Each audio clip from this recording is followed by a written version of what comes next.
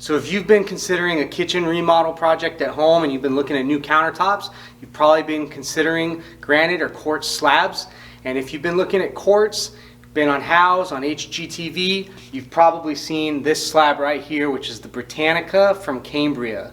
One of my absolute favorites. I'm going to go through everything that you guys need to know before making a purchase of this or any other quartz countertop. My name's Robert and I'm here to be your guide to all things remodeling. Today's focus, just like this video says, is quartz countertops, and more specifically Cambria and high movement quartz countertops.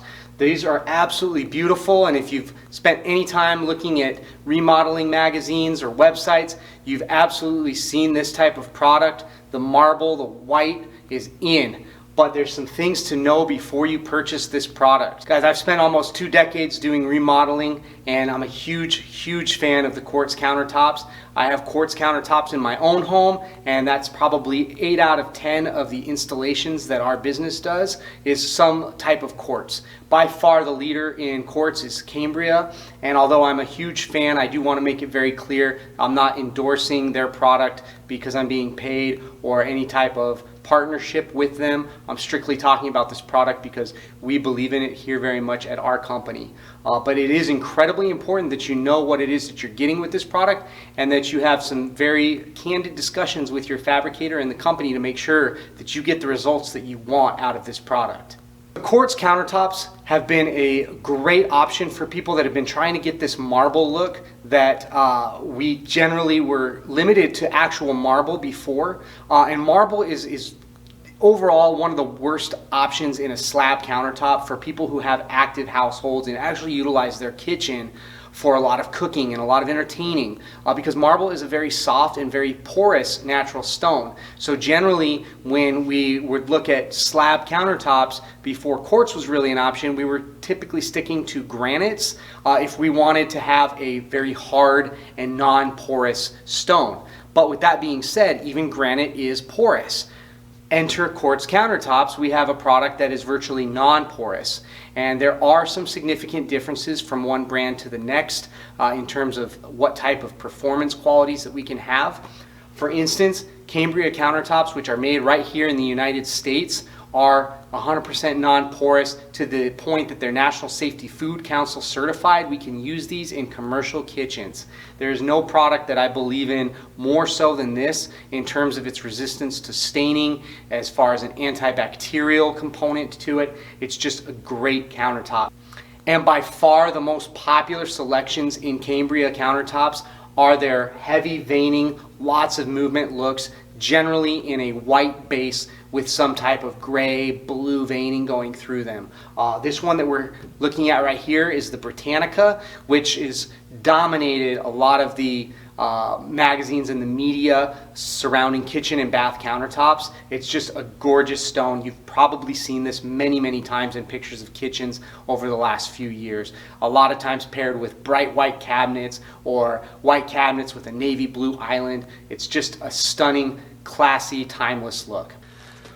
So one of the really important things that comes up in conversation a lot when I'm working with clients on selecting quartz countertops, granite countertops, any of our slabs, is the fact that these are set at predetermined dimensions. So for instance, this Cambria stone here is 65 inches wide by 132 inches long.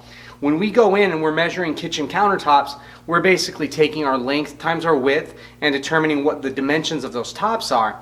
If we add up all of those dimensions, we may very often have 80, 90 square feet for an entire kitchen, yet we're looking at potentially 130 square feet of actual material space. And in some cases, even that doesn't prove to be enough to actually do all of the tops. When we factor in things like a big island, we have to remember that when we're looking at how we utilize these for our countertops, it's kind of like if we took and we were making cookies. We roll out our cookie dough and then we're taking our cookie cutter and dropping it in and getting our individual pieces out of that. Well, what happens with that? We have a lot of the dough around the sides that basically is left over after we've made our cutouts. It's the same thing with our countertops. We have to take and actually remove the pieces from the slab, and we're gonna have pieces that are left over around the perimeter. So when we lay this out, we wanna make sure that we have a clear understanding of how that material is going to be used. With these particular stones here, because there's such a high degree of movement, our potential for waste in the process is even greater because we have a direction to this stone. So I can't just take and start moving the stone direction and putting seams in my countertop where I've got distinctly different movements going on in unideal places. That's a conversation you must have with whoever you're buying your Cambria or any other quartz countertop through, any high movement granite. You need to make sure that you understand what that veining is going to look like laid out on your counter and what the plan is for how that seaming is going to be done. You don't want to leave that up to the fabricator to just make their decision on without really giving you a clear opportunity to know what that's going to look like, especially when it comes to our seams. If you've seen a lot of kitchens with waterfall edges, you can really see the difference in how these are laid out by somebody that understands making sure that movement is continuous from our edge details to our seams on the actual countertops.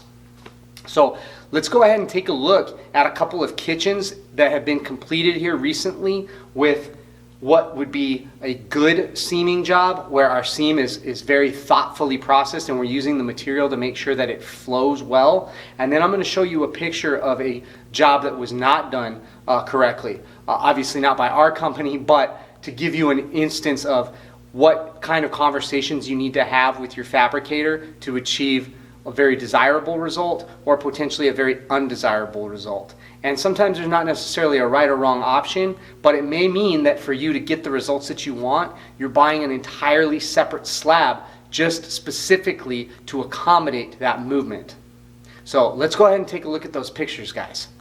So here we have a picture of a kitchen that we just recently finished with the Britannica stone from Cambria.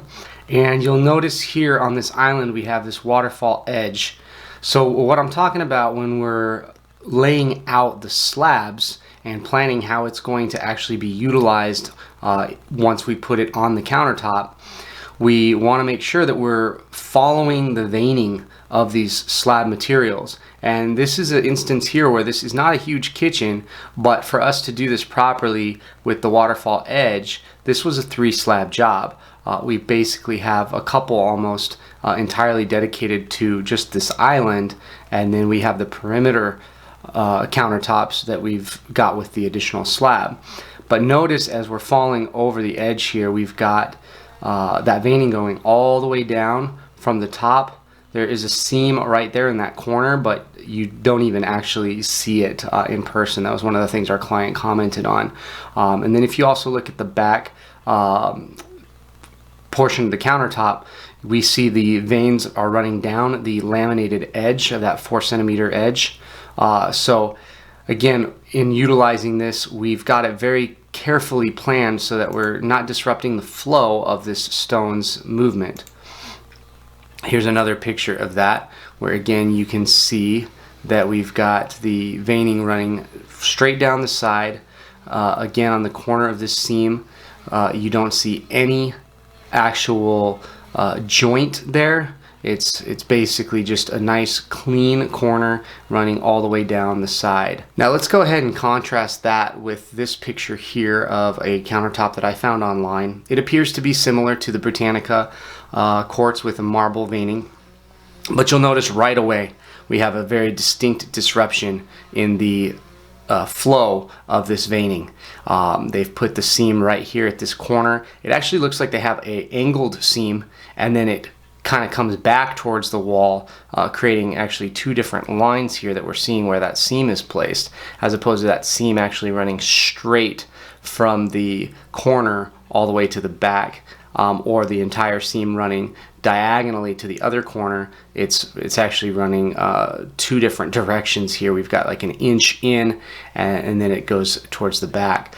Now with this type of look here, there may be certain circumstances that this is the best that can be done if we're, trying to make the job work with only 2 slabs or only 1 slab, and you're not wanting to purchase an entirely additional slab so that the layout is the most ideal. it just from one kitchen to the next, the dimensions work differently. The particular slabs, you may not have the ability for every single top to be seamless.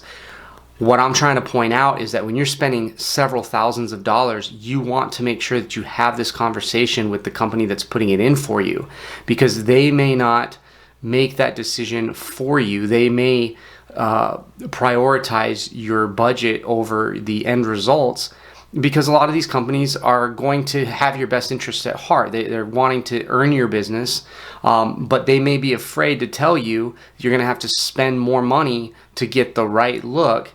And so in a hurry to try and earn your business and get the job, they may be afraid basically to tell you, hey, you need another slab to make this the way that you're going to want it, long term. Even if you got to pay a little bit more for it up front, you're going to thank us later.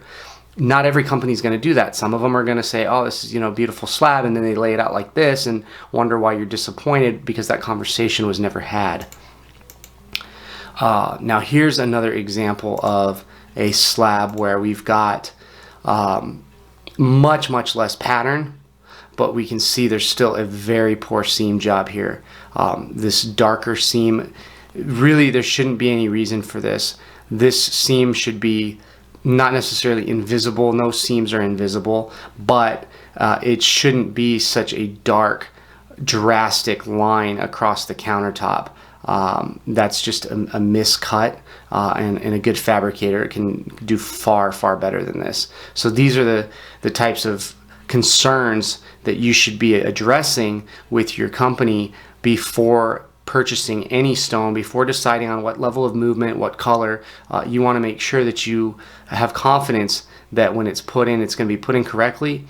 And nobody's perfect. There's going to be mistakes made, but you want to make sure that your company is going to be able to stand behind it.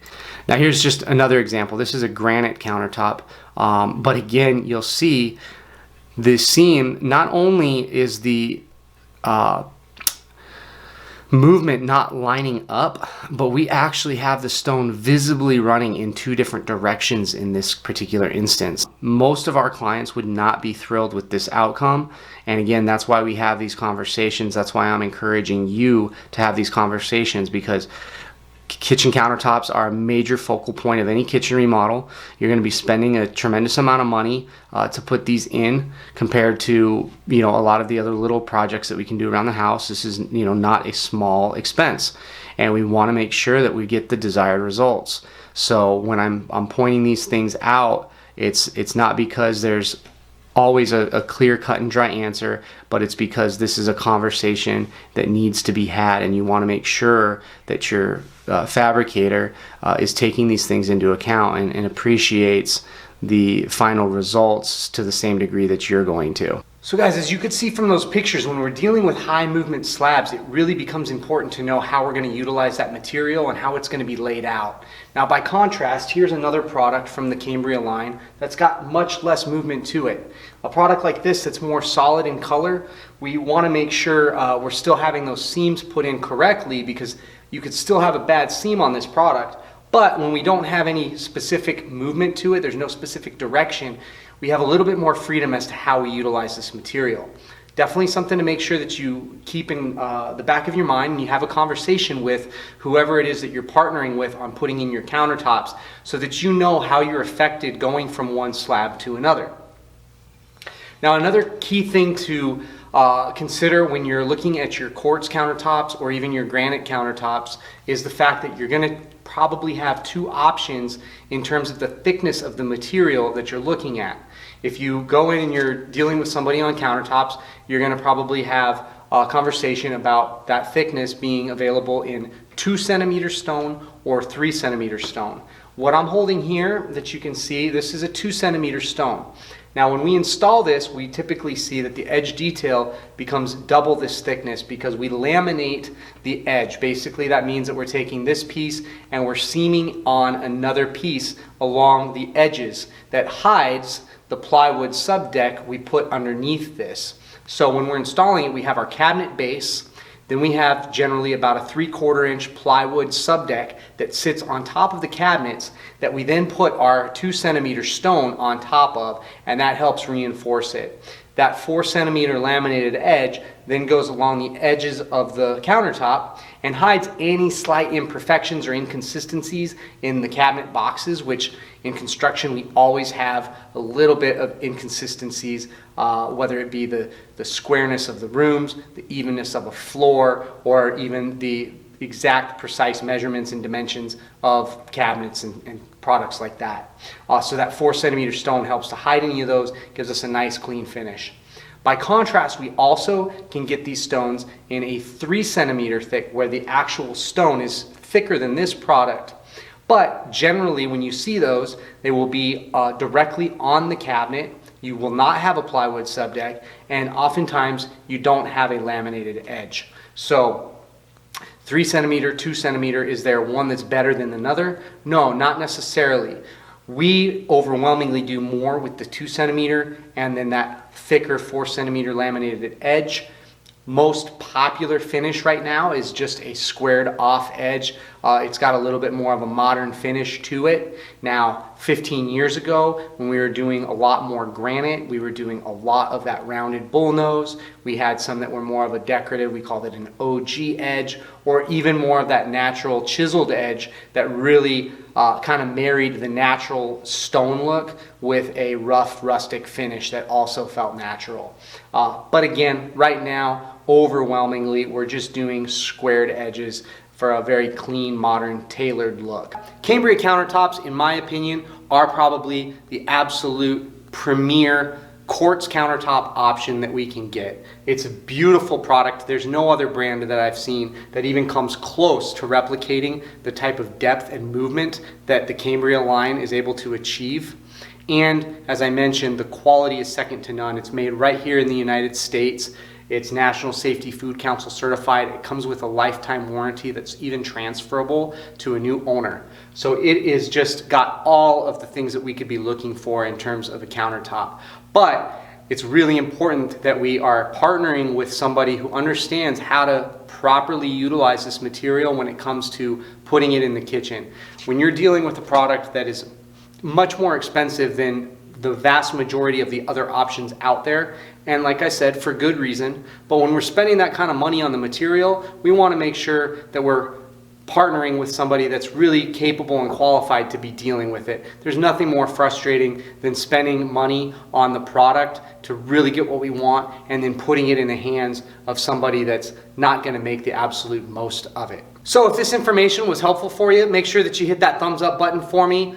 Subscribe to the channel to see more information on remodeling related topics, and comment down below with anything that you'd like to see information on. Let me know maybe what your favorite Cambria colors are that you've seen if you've been out looking at Cambria. Probably my personal favorite right now is this Portrush, which is just got beautiful blue veining through it and little gold specks. So for all those people that have been doing the white cabinets with navy blue island cabinetry, maybe with the gold hardware, this was like custom tailored to fit that look. Absolutely gorgeous piece. Again, guys, my name's Robert. I'm here to help with all your remodeling questions. So definitely comment down below and let me know what else you guys need some help with, would like to hear about. And until next time, good luck with those projects.